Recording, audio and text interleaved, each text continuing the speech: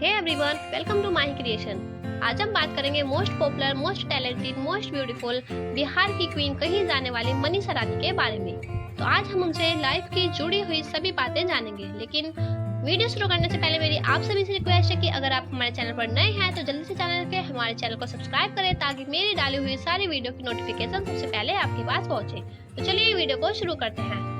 दोस्तों, मनीषा रानी की जर्नी बहुत ही ज्यादा डिफिकल्ट थी। वे बहुत ही ज्यादा मेहनत करके अपने लाइफ का करियर बना चुकी हैं और आज वे एक बहुत ही ज्यादा पॉपुलर एक्ट्रेस मानी जाती है, जिन्होंने बिग बॉस, झलक दिखला जा जैसे मोस्ट पॉपुलर सीरियल में अपनी पहचान बना ली है। तो चलिए आज हम इनकी लाइफ से जुड़े हुए किस्से सुनते हैं। को बचपन में डांस करने का बहुत ही ज्यादा शौक था, लेकिन उनके पापा बहुत ही ज्यादा स्ट्रिक्ट थे, इसलिए वे कभी डांस का शौक पूरा नहीं कर पाई। हालांकि वे ठान चुकी थी कि मैं अपने सपनों का बलिदान नहीं दूंगी और वे 16 साल की उम्र में ही डांस सीखना चाहते थे, पर पापा उनके परमिशन बिल्कुल भी नहीं देते थे। एक दिन उन्होंने अपने पापा को लेटर लिखा और एक दोस्त के साथ कोलकाता छोड़कर भाग चुकी।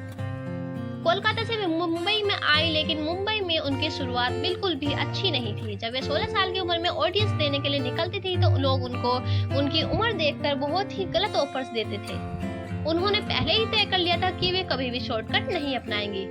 लगातार उनके साथ ऐसा ही होता रहा, उनको गलत ही ऑडियंस मिलते रहे, लेकिन मनीषा रानी ने कभी भी हार नहीं मानी। ऐसे ही 2-3 साल बीत गए। उसके बाद मनीषा रानी 24 इयर्स की हो चुकी थी। उन्होंने इस बात के लेकर बहुत ही ज्यादा अपने मन में जगह बना ली थी कि वे इस बात से कभी इनकार नहीं करेंगी। लोगों में उन्हें गलत ऑडियंस दिए हैं। हाँ, वे खुद को खुशनसीब मानती है कि वे कास्टिंग काउंट से बच चुकी हैं।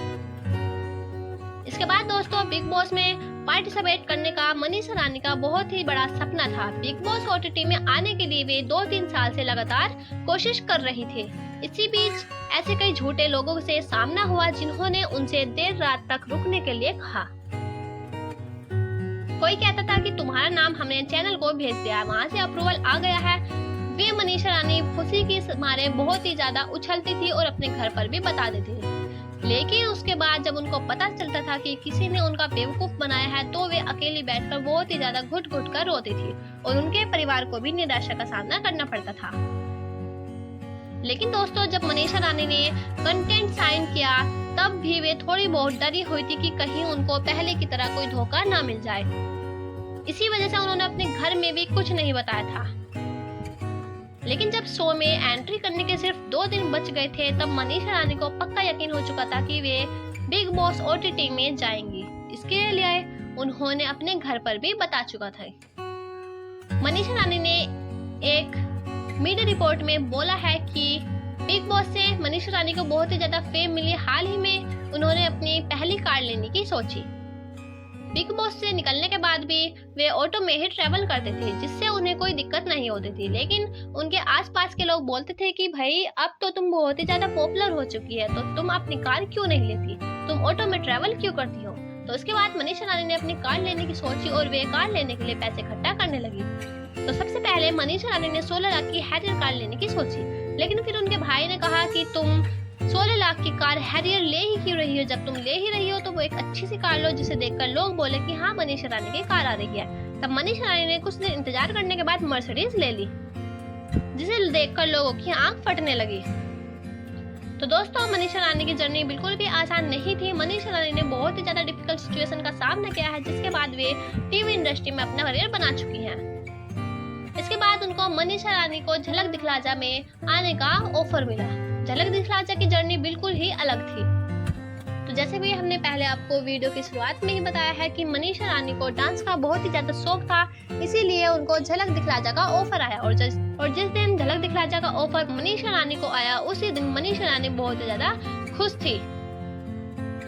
ज्वाइन करने के बाद मनीषा रानी को एहसास हुआ कि घर बैठे टीवी शोज देखना आसान है, लेकिन आप जब बतौर कंटेस्टेंट आते हो तो तब पता चलता है कि ये कितना मुश्किल है। मनीषा रानी ने एक मीडिया रिपोर्ट में बताया कि मेरे साथ भी कुछ ऐसा ही हुआ था। हालांकि हर दिन कुछ नया सीखने को मिलता है, ये मौका शायद मुझे फिर कभी ना मिले, इसलिए मैं पूरी तरह से इस जर्नी को एंजॉय करना चाहती हूँ। कई बार शो छोड़ने का भी ख्याल आया, लेकिन ये फिजिकल काफी हैक्टिक है, लेकिन मेरे कोरियोग्राफर मुझे हमेशा मोटिवेट करते रहे और उन्हीं की बदौलत मैं इतनी दूर तक पहुंची हूँ। मनीषा रानी ने झलक दिखला जा के जजेस के बारे में कहा कि शो के तीनों जजेस मलाइका अरोड़ा, अरशद वारसी और फरहान खान के दिलों में मेरे लिए एक सॉफ्ट कॉर्नर है। मैंने नोटिस किया है कि दूसरे कंटेस्टेंट परफॉर्मेंस जब सही नहीं करते थे तब जजेस का कमेंट थोड़ा कड़क होता था, लेकिन उनसे मेरे लिए बिल्कुल ही डिफरेंट होता था। लेकिन मनीषा रानी ने सोच ली थी कि वे झलक दिखलाजा की जर्नी पूरी करके रहेंगी और झलक दिखलाजा की ट्रॉफी वे अपने साथ ले जाकर रहेंगी। इसलिए मनीषा रानी ने जी जान से मेहनत करनी शुरू कर दी। तो कहते हैं ना कि अगर आप किसी चीज को दिल से चाहे तो पूरी कायनात उसे तुमसे मिलाने की कोशिश में लग जाती है। बस कुछ ऐसा ही मनीषा रानी के साथ हुआ। बचपन में मनीषा रानी का देखा हुआ सपना झलक दिखलाजा में आने के बाद पूरा हो गया। बात करें एलविश यादव और मनीषा रानी की दोस्ती की, तो मनीषा रानी इस बारे में कहती है कि एलविश यादव सिर्फ और सिर्फ मेरे दोस्त हैं। अब सोशल मीडिया पर लोग कुछ भी कहे तो कोई क्या कर सकता है, मैं तो सिंगल हूँ। अगर कोई जिंदगी में आया तो मैं अपने फैंस के साथ शेयर जरूर करूंगी, ऐसा मनीषा रानी ने अपनी एक पोस्ट के दौरान लोगों को बताया। तो फ्रेंड्स, ये है मनीषा रानी की स्टोरी, मनीषा रानी की फुल किस्से। तो कैसे लगे आपको मनीषा रानी की लाइफ स्टोरी, हमें कमेंट करके जरूर बताइएगा। और अगर ऐसे ही वीडियो से जुड़े रहने के लिए हमारे चैनल को सब्सक्राइब करें, बेल आइकन पर प्रेस करें। मिलते हैं एक नई वीडियो के साथ।